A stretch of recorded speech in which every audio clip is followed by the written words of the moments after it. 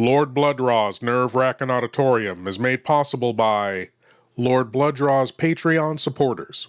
Lord Blood-Rah keeps the love of vintage horror and science fiction alive with 3 weekly shows: the Nerve-Wrackin Auditorium, Lord Blood-Rah's Nerve-Wrackin Theater, the long-running syndicated TV series presenting horror and science fiction feature films, and Lord Blood-Rah's Cathode Zone, presenting episodes of classic genre TV shows. For more info, go to patreon.com/Lord Blood-Rah. I'm so glad you're here. Allow me to introduce myself. I am Lord Blood-Rah. I host horror and science fiction films on my TV series, Lord Blood-Rah's Nerve-Wrackin Theater, but here, in this cool, intimate darkness, I'll be presenting tales of horror and the uncanny solely for you, alone. In this auditorium within your mind, you will coalesce the settings and the players from the ether of your imagination.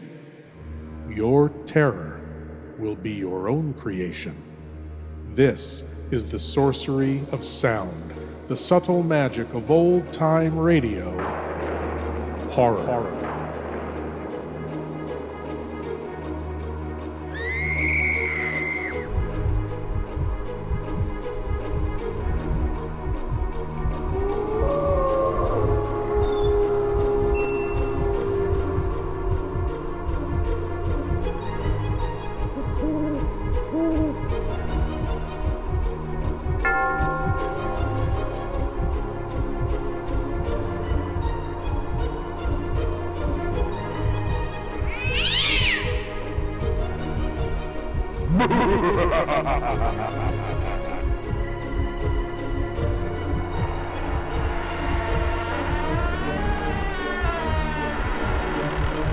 Please leave your eyes at the door.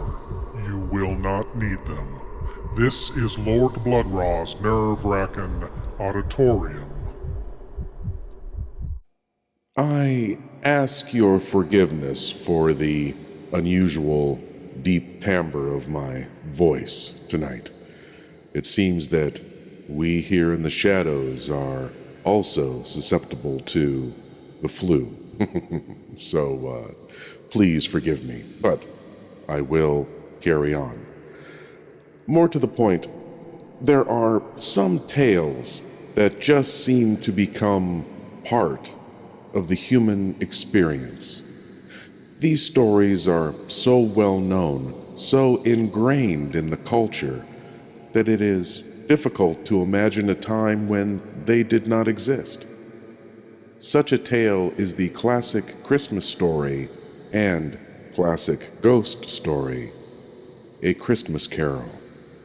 Here, for the holiday season, is the 1939 Campbell Playhouse production of A Christmas Carol, starring Lionel Barrymore, narrated by Orson Welles.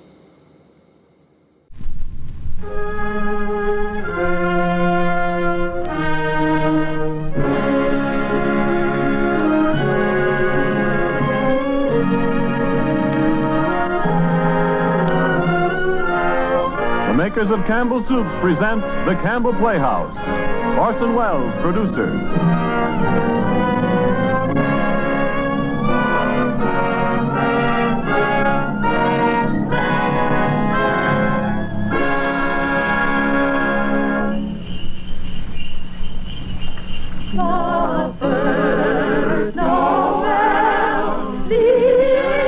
Good evening, this is Orson Welles. There are clearly a number of ways in which A Christmas Carol could be introduced. Myself, I am most struck by the happy fortune that enables us on this Christmas Eve to present Mr. Lionel Barrymore, the best-loved actor of our time, in the world's best-loved Christmas story, A Christmas Carol. When Charles Dickens presented this little story to the world almost 100 years ago, it found an instant response in the hearts of people everywhere who saw in it their favorite fictional chronicle of what Christmas is and what Christmas means to all the simple people of the earth. From the day of its first printing, Families have been innumerable in which there has remained unbroken the tradition that the reading of a Christmas carol was an item indispensable to a proper observance of the most important of days. It is the American way, as we know, to establish traditions quickly where popular instinct and sentiment pronounce them sound. And so it is that today, actually only the 5th anniversary of Mr. Lionel Barrymore's first playing of the part of Ebenezer Scrooge for the Campbell Playhouse, there is, I think, in all America nothing more eagerly awaited, more firmly rooted in the hearts of the radio family that numbers millions than this yearly performance of A Christmas Carol.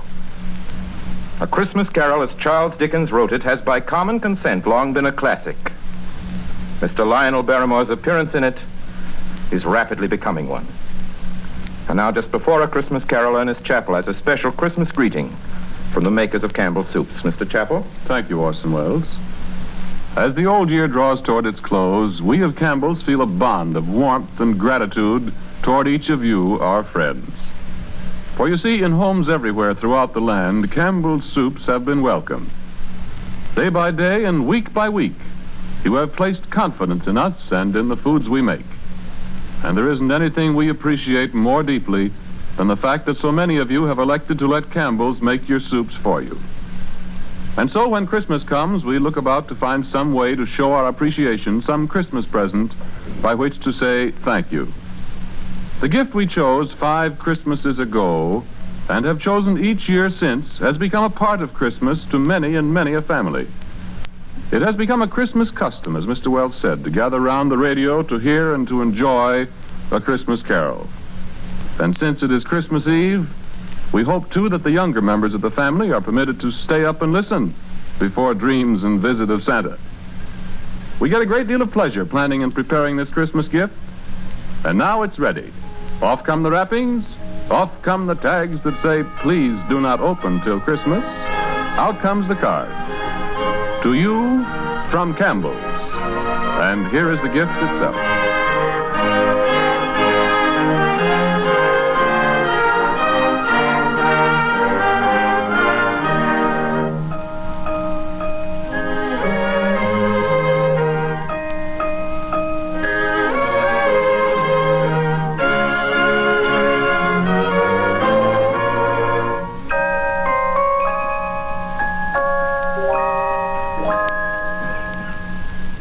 Marley was dead to begin with. There's no doubt whatever about that. The register of his burial was signed by the clergyman, the clerk, the undertaker, and the chief mourner. Scrooge signed it. And Scrooge's name was good upon change for anything he chose to put his hand to. Old Marley was as dead as a doornail. Scrooge knew he was dead? Of course he did. Scrooge and Marley were partners for I don't know how many years. But he was a tight-fisted hand at the grindstone, was Scrooge. A squeezing, wrenching, grasping, scraping, clutching, covetous old sinner. And once upon a time, of all the good days in the year, on Christmas Eve, old Scrooge sat busy in his counting house, a grim, cheerless place if ever there was one.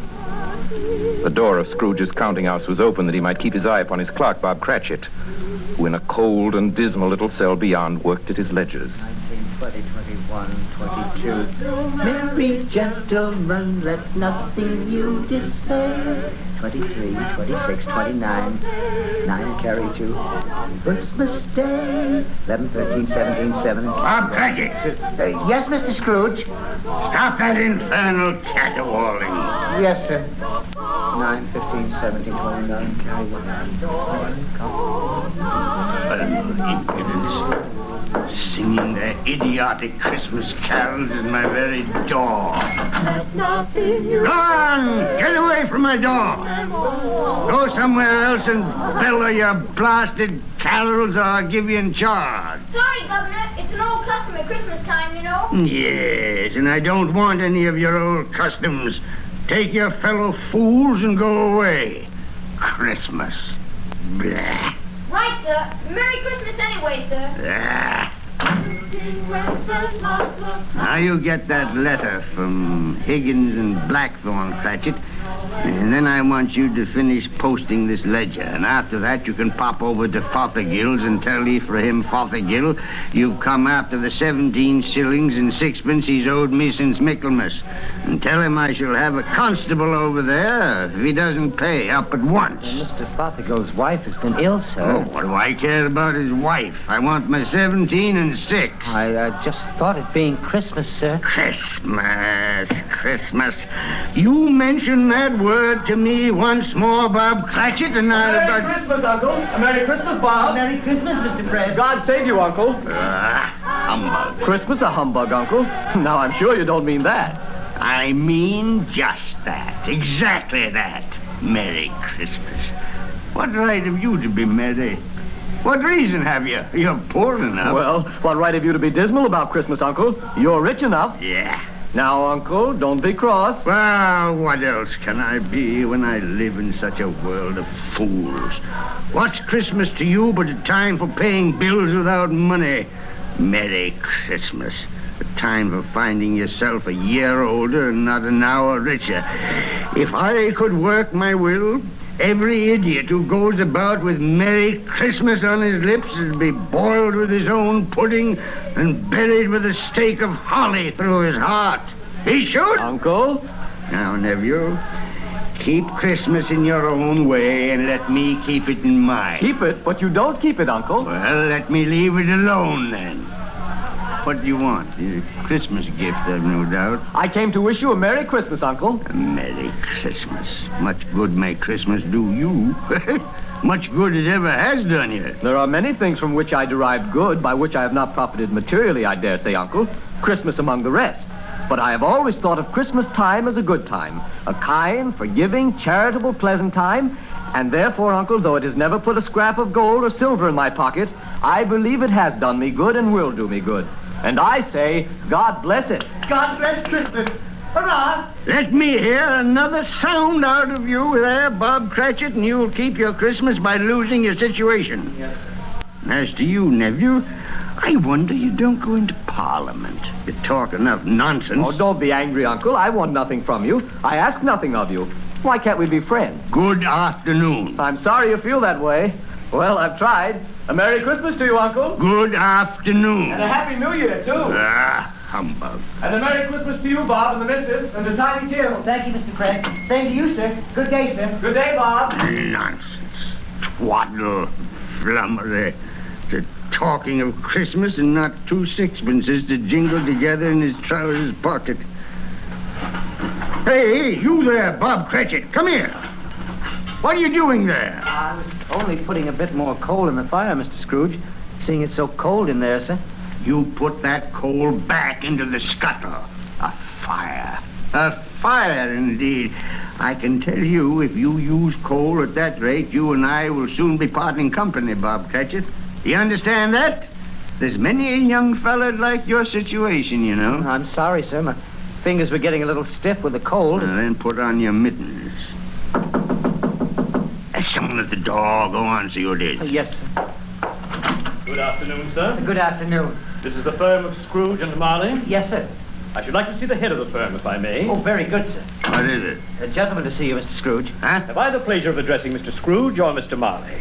Marley's been dead these 7 years tonight.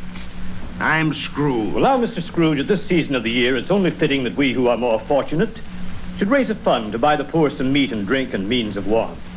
You may not believe it, sir, but many thousands are now in want of common necessities, and hundreds of thousands are in want of the simplest comforts, sir. Are there no prisons?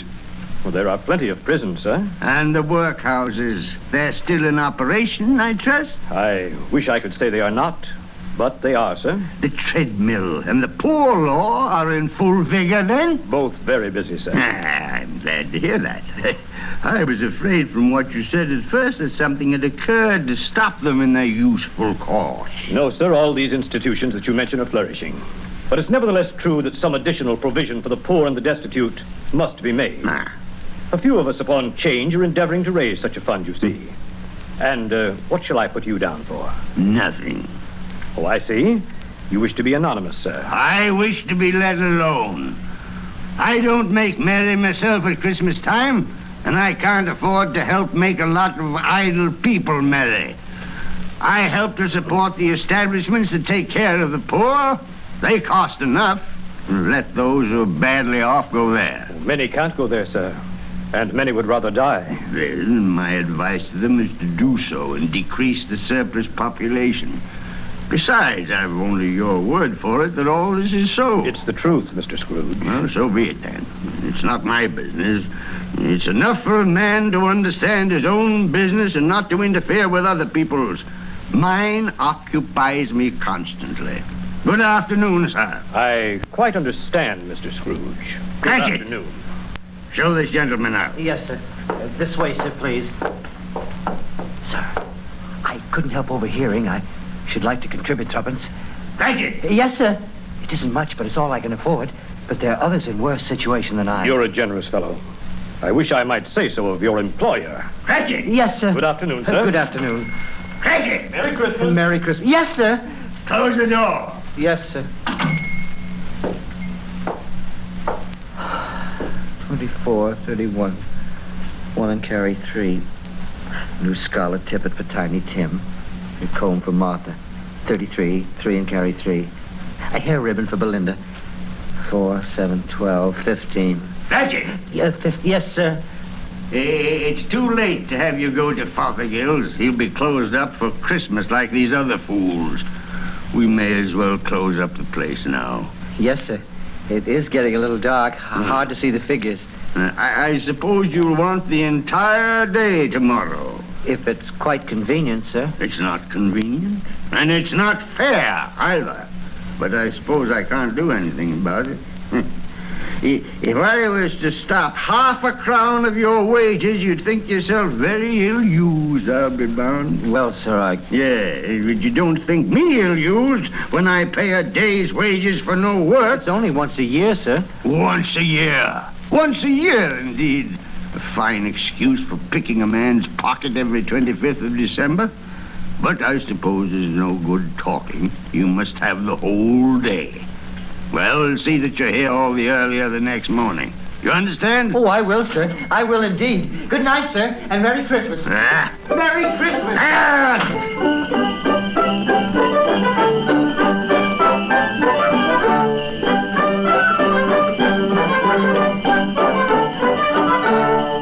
The office was closed in a twinkling, and Bob Cratchit, with the long ends of his white comforter dangling below his waist, for he boasted no greatcoat, went down a slide on Cornhill 20 times in honor of its being Christmas Eve, and then ran home to Camden Town as hard as he could pelt to play with his family at Blind Man's Buff.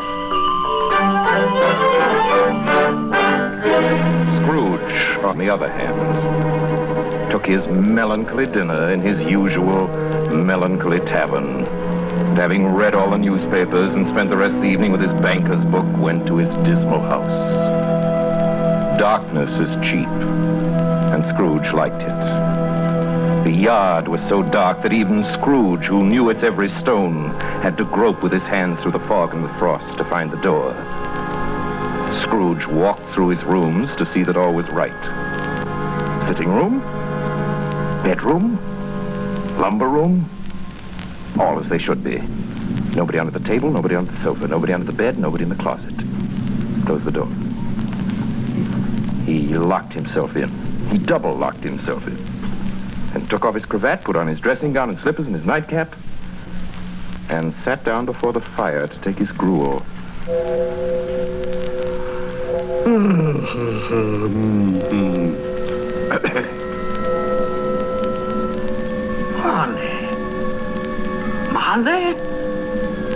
Marley!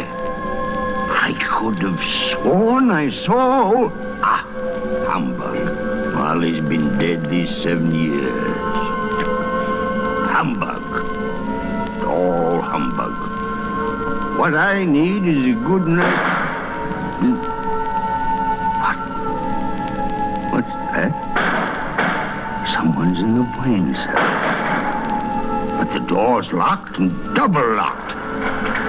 Something's... It's coming. Something is... It's coming closer. Outside my door. Shut up. I won't believe it. It's humbug still. Ebenezer Scrooge. Ebenezer Scrooge. Marley. Oh, no. What do you want with me? I want much of you, Ebenezer. Who are you? Ask me who I was. Oh, you're very particular for a ghost. All right, then. Who were you? In life, I was your partner, Jacob Marley. Jacob Marley. But you're dead. You died 7 years ago. 7 years ago this very night. You are a ghost, then. What's wrong, Ebenezer? Don't you believe in me? I do not. You doubt your senses, Ebenezer? Yes. Because a little thing affects them. Slight disorder of the stomach makes them cheats. You can't be a ghost. You may be an undigested bit of beef, or a blot of mustard, or a crumb of cheese, a fragment of an underdone potato. Yeah, there may be more gravy than grave about you, whatever you are. Ah, humbug, I tell you. Humbug.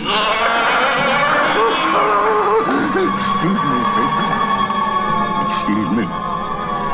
I do believe in you. You are a ghost, Jacob. Thank you. Well, why do you walk the earth, Jacob? Why do you come to me? It is required of every man that the spirit within him should walk abroad among his fellow men and travel far and wide to witness what it cannot share, but might have shared on earth and turn to happiness. Well, tell me, Jacob, what is that chain you wear around you? I wear the chain I forged in life. I made it link by link and yard by yard by my own free will. Is its pattern strange to you, Ebenezer? Cash boxes, keys, and padlocks, ledgers, and purses. Yours was as heavy and as long as this 7 years ago. And you have labored on it since, Ebenezer. Oh, Jacob.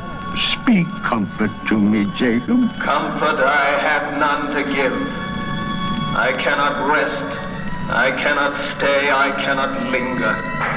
Weary journeys lie before me. You travel fast? Yes, Ebenezer. On the wings of the wind. 7 years dead and traveling all the time? 7 years, Ebenezer. 7 years of remorse. Ebenezer, do you know that no space of regret can make amends for one life's opportunities misused? But you were always a good man of business, Jacob? Business? Mankind was my business. Charity, mercy, benevolence, they were all my business.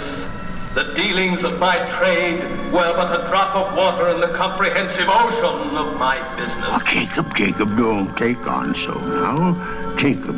Listen to me, Ebenezer. I listen to you, Jacob. Go on, Jacob, now. Speak to me, but don't be so flowery. Ebenezer, I am here to warn you that you have yet a chance and hope of escaping my fate. Do you hear that, Ebenezer? Yes, Jacob. Yes, you always were a good friend to me, Jacob. Thanks, Jacob. But go on. How shall I escape? Oh, I'm afraid, Jacob. You will be haunted by 3 spirits. Is that the only chance and hope, Jacob? It is your only chance and hope. Well, then I think I'd rather not. Without their visits, you cannot hope to shun the path I tread.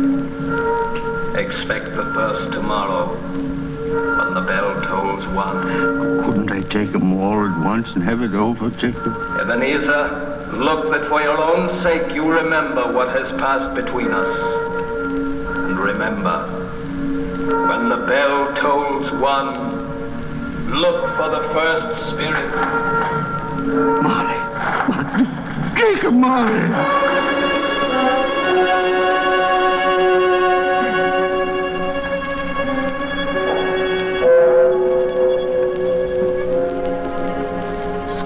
awoke. He was lying on his bed fully dressed. Suddenly the curtains of his bed were drawn aside, and Scrooge found himself face to face with the unearthly visitor who drew them as close to it as I am now to you. And I am standing in the spirit at your elbow. It was a strange figure, like a child, yet not so like a child as like an old man. Its hair, which hung about its neck and down its back, was white as if with age. And yet the face had not a wrinkle in it, and the tenderest bloom was on the skin. The arms were long and muscular, the hands the same, as if its hold were of uncommon strength. Ebenezer Scrooge. Who's that? Ebenezer Scrooge, I have come for you. Are you the spirit, sir, whose coming was foretold me? I am that spirit. What are you? I am the ghost of Christmas past. Long past? No, your past. But what do you want of me? What brings you here to haunt me? Your welfare, Ebenezer Scrooge. Rise and walk with me. Oh, no, not out of the window. I can't do that. I'll fall down. I'm not a spirit, I'm mortal, and I'll fall. Bear but a touch of my hand upon your heart, and you shall be upheld in more than this. Come, follow me.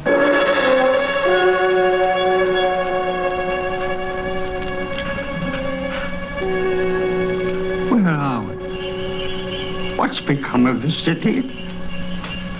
There's snow upon the ground. Where are we? These are the shadows of the things that have been.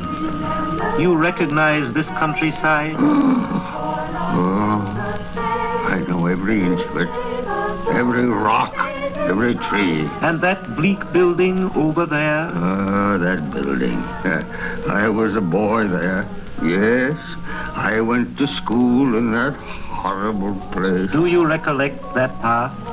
I could walk it blindfold. Strange you should forget it so many years. Come, let us go closer. Look through the window into that cold, barren room. What do you see, Ebenezer Scrooge? I see a boy. A solitary child, neglected by his family, alone. Yes, I see. I know that boy. Oh, I was so lonely. Poor boy. Your lip is trembling, Scrooge. And what is that on your cheek? It's nothing at all. I wish it was too late now. What's the matter? Nothing. The waits came to my door singing Christmas carols last night, and there was a boy like that among them. A poor, pale, thin little boy in a ragged coat. I should like to have given him something, that's all. Is that all? Come, Ebenezer Scrooge. Let us see another Christmas.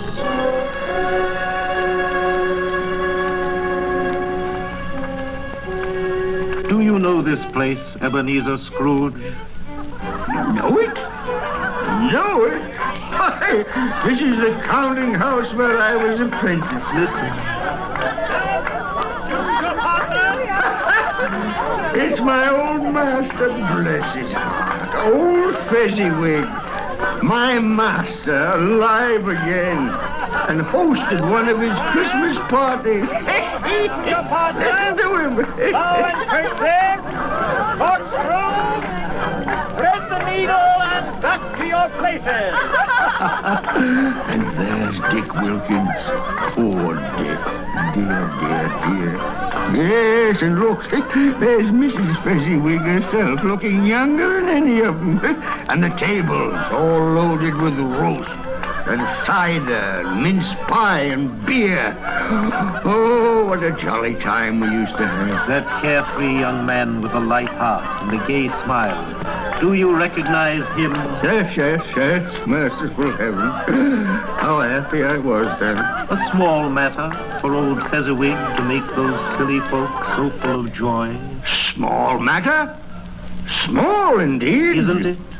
He has spent only a few pounds of your mortal money.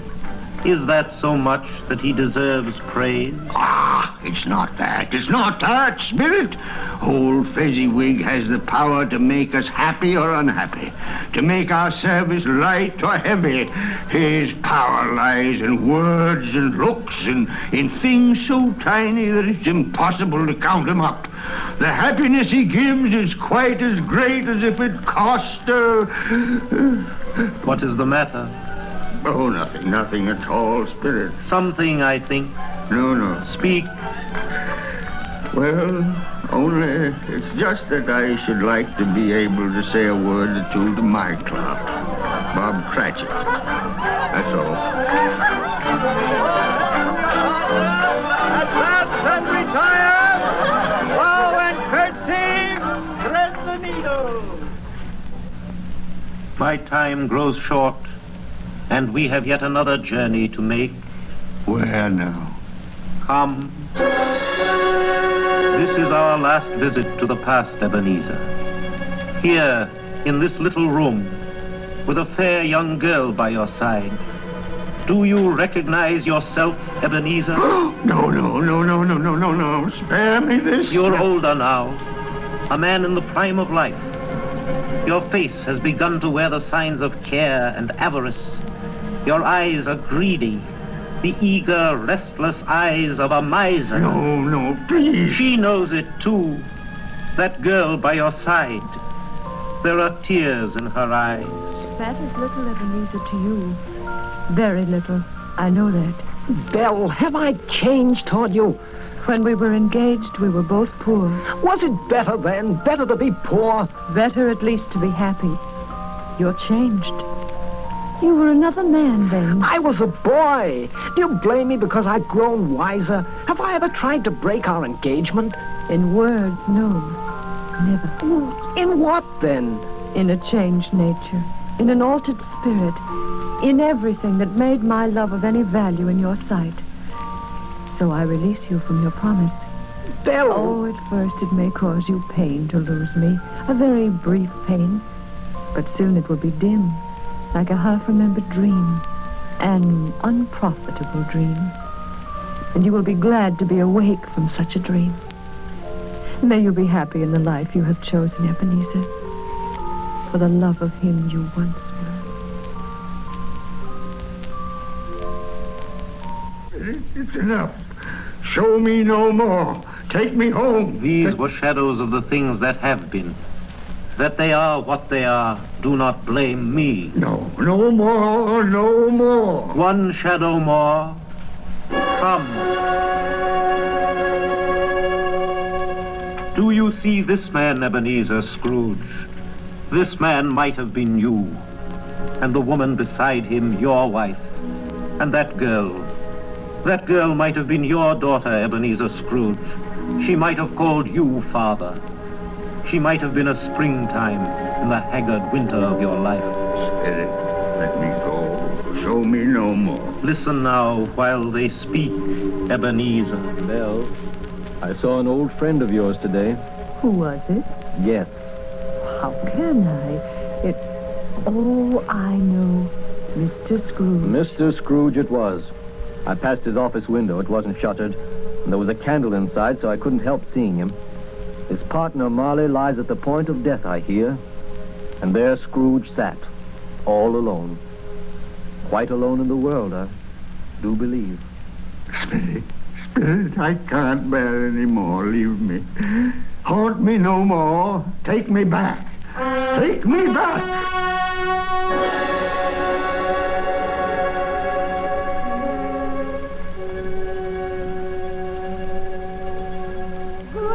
Wenceslas looked out on the feast of Stephen, when the snow lay round about, deep and crisp and even.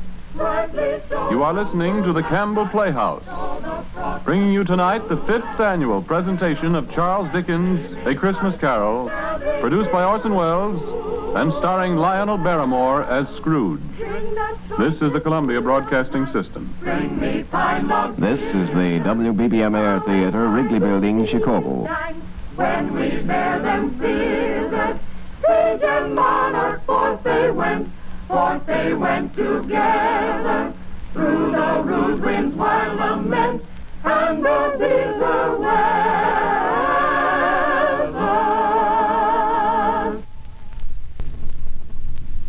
And now, back to the Campbell Playhouse and our 5th annual presentation of A Christmas Carol. A Christmas present from the makers of Campbell's Soups.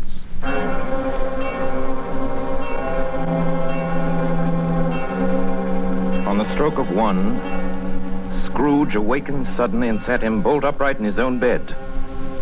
You remembered the words of Marley's ghost and wondered from which direction the second specter would appear. At that moment, nothing between a baby and a rhinoceros would have astonished him very much.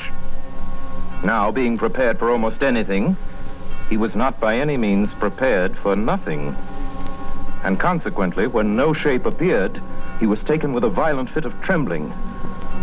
5 minutes, 10 minutes, a quarter of an hour went by, yet nothing came.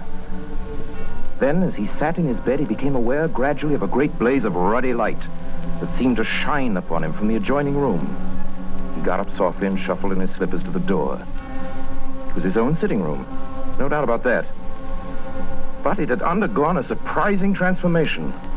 The walls and ceiling were so hung with living green that it looked a perfect grove. From every pot of which bright, gleaming berries glistened, and such a mighty blaze went roaring up the chimney as had never been known in Scrooge's time, or for many and many a winter season gone. Heaped up on the floor to form a kind of throne were turkeys, geese, game, poultries, great joints of meat, sucking pigs, long wreaths of sausages, mince pies, plum puddings, barrels of oysters, red-hot chestnuts, and seething bowls of punch that made the chamber dim with their delicious steam. In easy state upon this couch, there sat a jolly giant, glorious to see, who bore a glowing torch in shape not unlike Plenty's horn, and held it up, high up to shed its light on Scrooge as he came peeping round the door. Come in, Ebenezer Scrooge, and know me better, man. Sure. I am the ghost of Christmas present. Look upon me. You've never seen the like of me before. Sure. You're different from the other spirit. You're tall, almost a giant. That great torch you carry. Its light falls into the homes of rich and poor alike. Spirit, take me where you will. Last time I went against my will and learned a lesson which is working now. If you have anything to teach me, let me profit by it. Touch my robe, Ebenezer Scrooge. Touch my robe.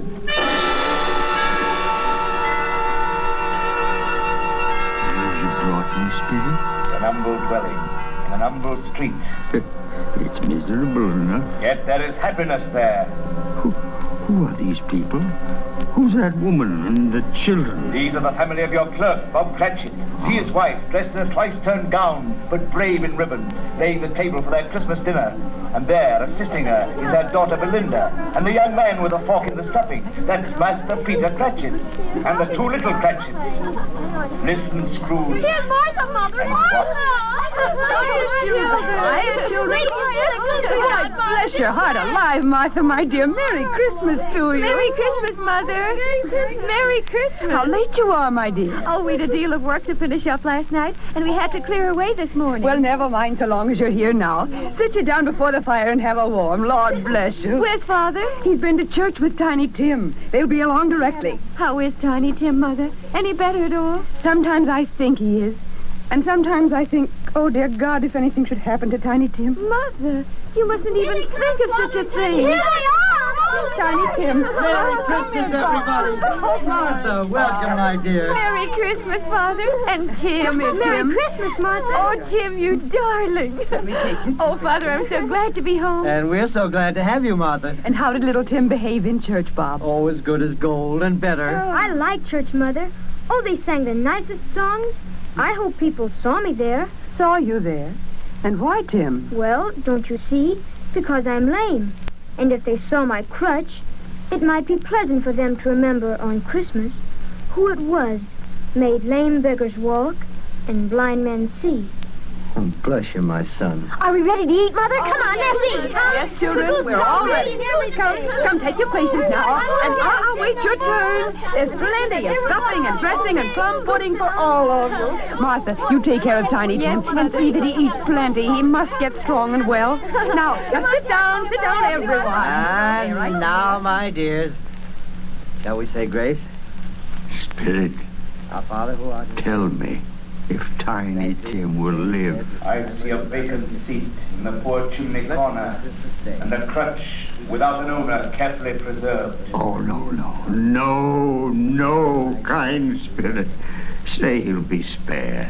Say he'll live. If these shadows remain unaltered by the future Ebenezer, the child will die. Amen.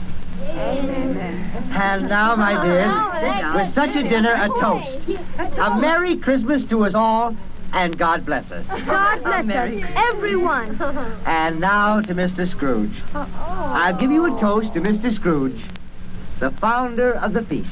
The founder of the feast, indeed, who pays you all 15 shillings a week. I wish I had him here. I'd give him a piece of my mind to feast on, and I hope he'd have a good appetite for it. My dear, the children, Christmas Day. It should be Christmas Day, I'm sure, on which one drinks the health of such an odious, stingy, unfeeling man as Mr. Scrooge.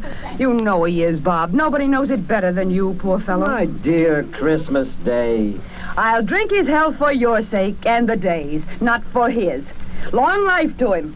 A Merry Christmas and a Happy New Year. He'll be very merry and very happy, I have no doubt. And I say God bless him too, Mother, and everyone. God bless you, dear.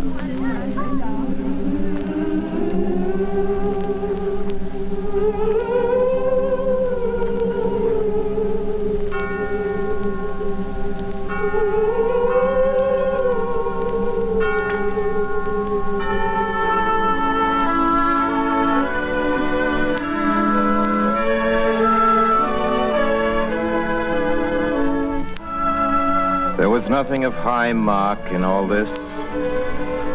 They were not a handsome family, these Cratchits. They were not well dressed. Their shoes were far from being waterproof.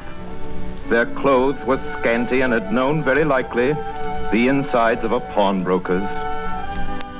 But they were happy, grateful, pleased with one another, and contented with the time. And when at last they faded, Scrooge had his eye upon them, and especially on Tiny Tim, until the last. Many calls Scrooge made that night with a ghost of Christmas present. Down among the miners they went who labor in the bowels of the earth, and out to sea among the sailors at their watch, dark, ghostly figures in their several stations. Much they saw, and far they went, and many places they visited, but always with a happy end. The spirits stood beside sick beds, and they were cheerful. On foreign lands, and they were close at home. By poverty, and it was rich. In almshouse, hospital, and jail, where vain man in his little brief authority had not made fast the door and barred the spirit out, the spirit left his blessing. It was a long night, if it was only a night. And it was strange, too, that while Scrooge remained unaltered in his outward form, the ghost grew older, clearly older. My life upon this globe is very brief, Ebenezer. It ends tonight. Tonight? Tonight at midnight. Hark. The hour has come. Oh, no, not yet. Not yet. There are still more things I wish to learn. These you will learn from still another spirit. Still another spirit, Ebenezer.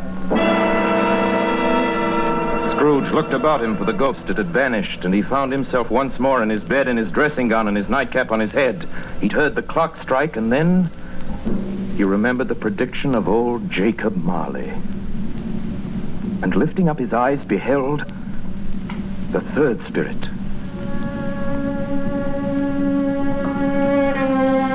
A solemn phantom, shrouded in black, draped and hooded, coming towards him slowly and silently like a mist along the ground. Ah, I know you. You are the ghost of Christmas yet to come. You'll show me the shadows of things that have not happened but will happen in the time before us. Answer me, spirit. Ghost of the future, I fear you more than any specter I've seen. Yet I know your purpose is to do me good, and as I hope to live to be another man from what I was, lead on. Lead on. Night's waning fast. Time's precious.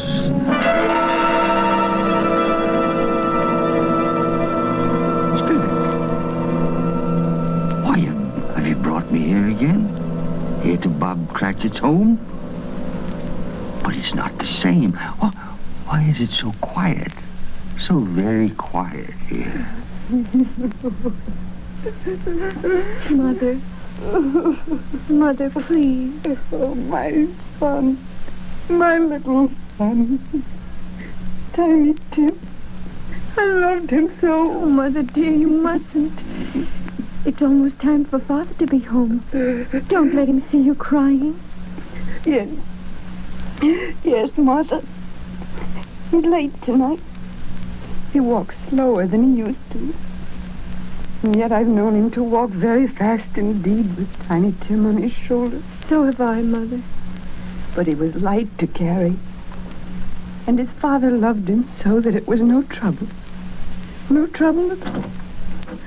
Bob. Good evening, my dear. You're late, Bob. Yes, I'm sorry, my dear. I went to the churchyard today. I wish you could have gone with me. It would have done your heart good to see how sweet and green a place it is. But you'll see it often, I promised him. Yes, I promised Tiny Tim we'd walk there on a Sunday. Father, dear. It's God's will, Bob. I'm trying to understand it, my dear. My son, my little son, Tiny Tim. And I loved him so. Oh, that's cruel. Cruel. Spirit, can't you give me one ray of hope that I may change all that Tiny Tim may live?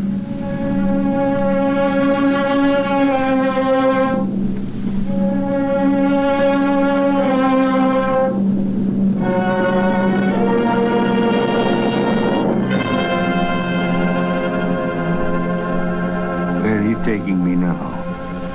Here, on a common street, Spirit? What is there for me to learn here? Who are those men? I don't know much about it. Either way, I only know he's dead. When did he die? Last night, I believe. It's likely to be a very cheap funeral for Palm life. I don't know anybody to go to it. Suppose we make up a party and volunteer. I don't mind going if a lunch is provided. Come to think of it, I'll wager I was his best friend. What? We used to nod to each other when we met in the street.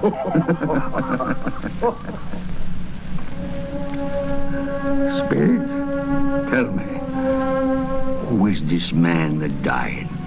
Is there no one to mourn the poor creature? No one to follow him to the grave? Perhaps they'll give him a green grave at least, like poor Tiny Tim. Perhaps... Spirit, where are we now? Merciful heaven, a churchyard. Overrun by grass and weeds, choked with too much burying, desolate, lonely, crumbling gravestones. Spirit, before I draw nearer to that gravestone, answer me one question. Are these shadows of things that will be, or are they shadows of things that may be only? Huh? Will you not speak to me, Spirit? What is that grave to which you point?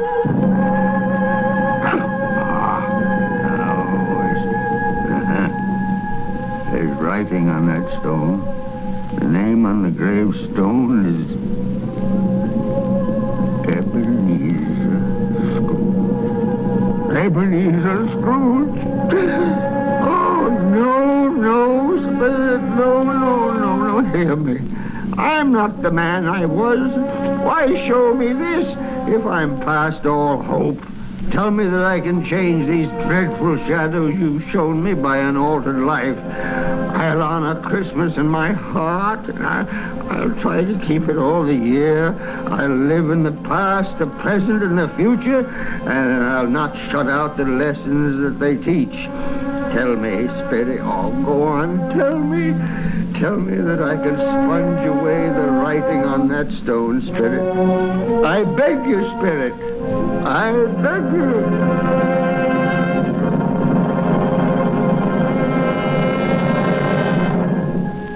Spirit, I promise on my knees. I promise Let love and joy come to you and your peace and It's my own bed, boy. Oh, I'm home. In my own bed. In my own room. And the sun. The sun's shining. It's clear. It's bright. No fog. What a beautiful day. Oh, glorious. The boy. Oh, boy. Yes, sir? What's today? What's that, sir? Well, what day is it, my fine fella? Today? Why, it's Christmas Day. Ha-ha! Christmas Day! Then I haven't missed it. The spirits have done it all in one night. All in one night. Heaven be praised. How's that, sir? Listen, my lad. Do you know where the poultery is in the next street? I should say I do. Intelligent boy. A remarkable boy. Tell me, do you know if they sold the prize turkey that was hanging in the window? The one as big as me? What a delightful boy. It's a pleasure to talk to you. Yes, my buck? It's hanging there now, sir. That's wonderful. Go around, will you? And tell him to send it to Bob Cratchit and his family on Broad Street. And mind you, they're not to know who paid for it. Go along. Hurry, my lad. Here, wait a minute. Here's $0.50 for your trouble. Yes, sir. Yes, sir. And a Merry Christmas, sir. And a Merry Christmas to you, my boy. Oh, I don't know what to do. I'm as light as a feather, as happy as an angel. I'm as merry as a schoolboy. Merry Christmas! A Merry Christmas to everybody. A Happy New Year to all the world. Woo!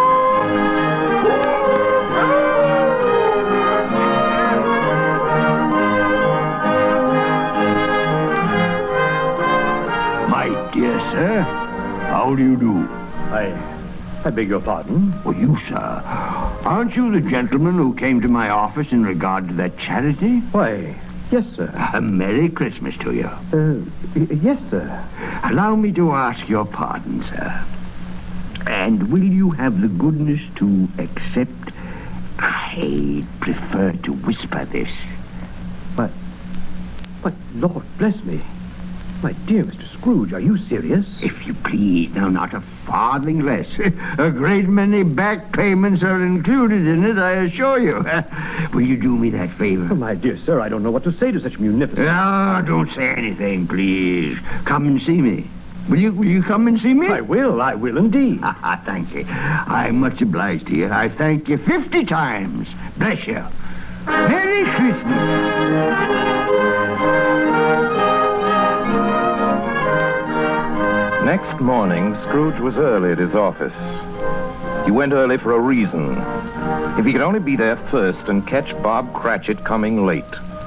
That was the thing he'd set his heart upon. And he did it. Yes, he did. The clock struck 9. No Bob. 1:15, no Bob. Scrooge sat with his door wide open that he might see him come in. At last he came. His hat was off before he opened the door. His comforter, too. He's on his stool in a jiffy, driving away with his pen as if he were trying to overtake 9 o'clock. 15 at 21, 6 and carry the 1 and 24 and carry the 2, 31 and 8 and 9. Hello, you Cratchit. Yes, sir. Step this way, Cratchit, if you please. Cratchit, what do you mean by coming in at this time of day? Oh, I'm very sorry, sir. I am behind my time. You are. Yes, I think you are. Oh, it's only once a year, Mr. Scrooge. It shall not be repeated. I was making rather merry yesterday, sir. I'll tell you what, my friend. I'll not stand this sort of thing any longer. And therefore, Bob Cratchit, I'm about to raise your salary. Mr. Scrooge, are you quite yourself, sir? No, thank heaven, I'm not quite myself. Merry Christmas, Bob. Merry Christmas, my good fellow. A merrier Christmas than I've given you in many a year. I shall raise your salary, and we'll see what we can do for Tiny Tim and the rest of your family. Huh? We'll discuss it this very afternoon over a Christmas bowl of smoking bishop. Bob, make up the fire. Make it up and buy another coal scuttle before you dot another I, Bob Cratchit.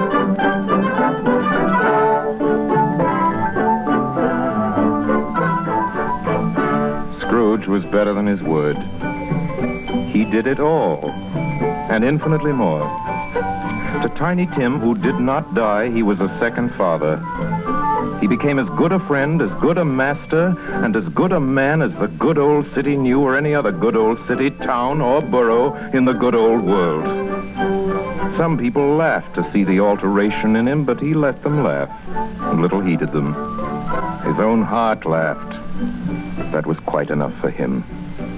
He had no further intercourse with spirits, but lived upon the total abstinence principle ever afterwards, and it was always said of him that he knew how to keep Christmas well if any man alive possessed the knowledge. May that be truly said of us, of all of us. And so, as Tiny Tim observed, God bless us, everyone. Joy to the world, the Lord is come. Let earth receive her King. Let every heart prepare his room. And heaven and nature sing. And nature sing. And heaven and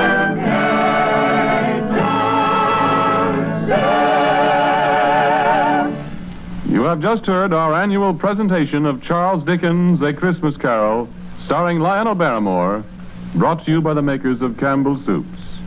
And now here is Orson Welles. Ladies and gentlemen, at this point in the program, it's my custom, as you know, to present you with a few words of introduction, our guest of the evening. With your consent, I shall dispense with this tonight. To introduce tonight's guest to the Campbell Playhouse audience, or to any American audience, is an extravagant and superfluous procedure. For if ever an actor has won for himself a lasting place in the hearts of his fellow countrymen through years of unsparing and inspiring service, that actor is Lionel Barrymore. Mr. Lionel Barrymore.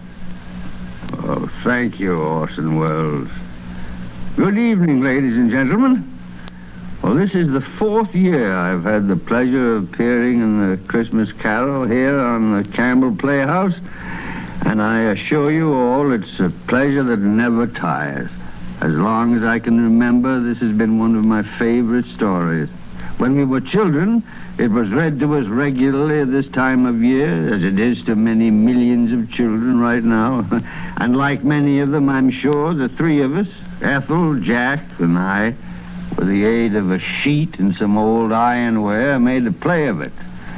As I remember, we had 3 Scrooges in that production. Who played Tiny Tim? I think we had 3 Tiny Tims, too.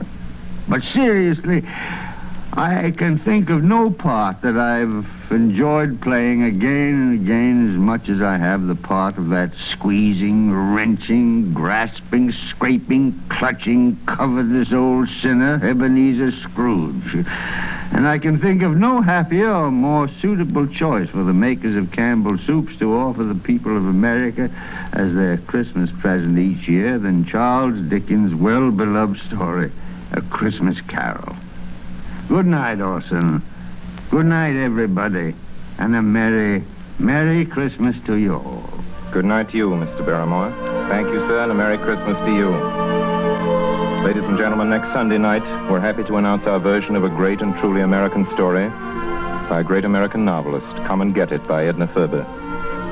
Against a background of the mighty forests of Miss Ferber's own Wisconsin, it tells a stirring tale of the men and women who live and die in the woods in order that lumber may come down the rivers every spring into the cities of the modern world. Like so many of Miss Ferber's epic romances of American life, it was made from a best-selling novel into a highly successful motion picture. Now we bring it to you on the air. The story of a man and his son and the girl they both loved, Lotta. Lotta, played for us by one of the loveliest and most accomplished of Hollywood's younger dramatic actresses, Miss Frances D.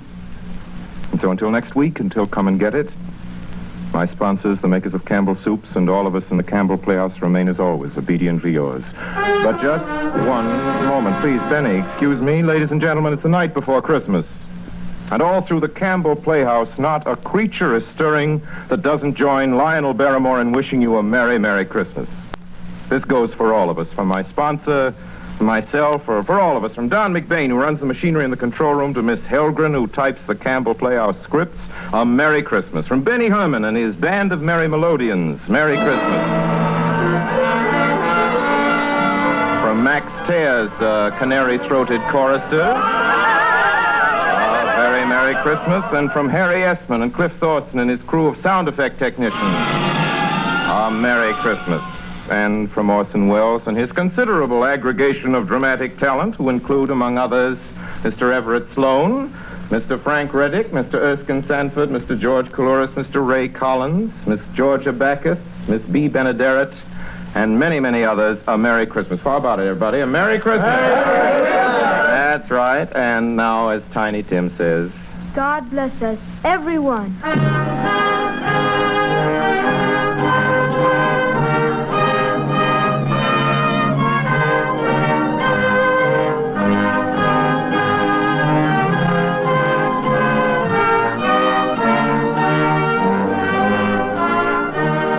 The makers of Campbell Soups join Orson Welles in inviting you to be with us in the Campbell Playhouse again next Sunday evening when we bring you Edna Ferber's Come and Get It with Miss Frances D. as our guest. Meanwhile, if you have enjoyed our 5th annual presentation of A Christmas Carol, won't you tell your grocer so this week when you order Campbell Soups? This is Ernest Chappell saying thank you and a very Merry Christmas to you all.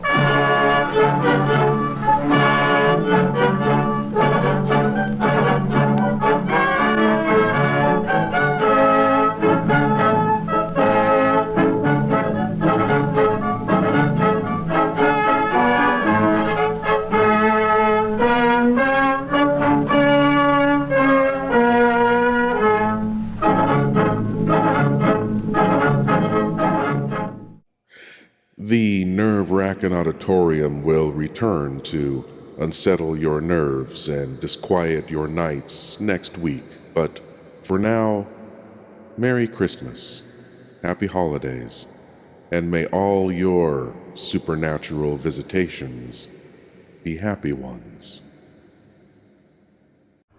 Thank you for joining me in the nerve-wracking auditorium, and I hope you'll come again. But now it's time for you to rejoin the, real world. I am Lord Blood-Rah, and I'll be waiting here for you in the shadows of your mind until the next time you seek the darkness. Good night.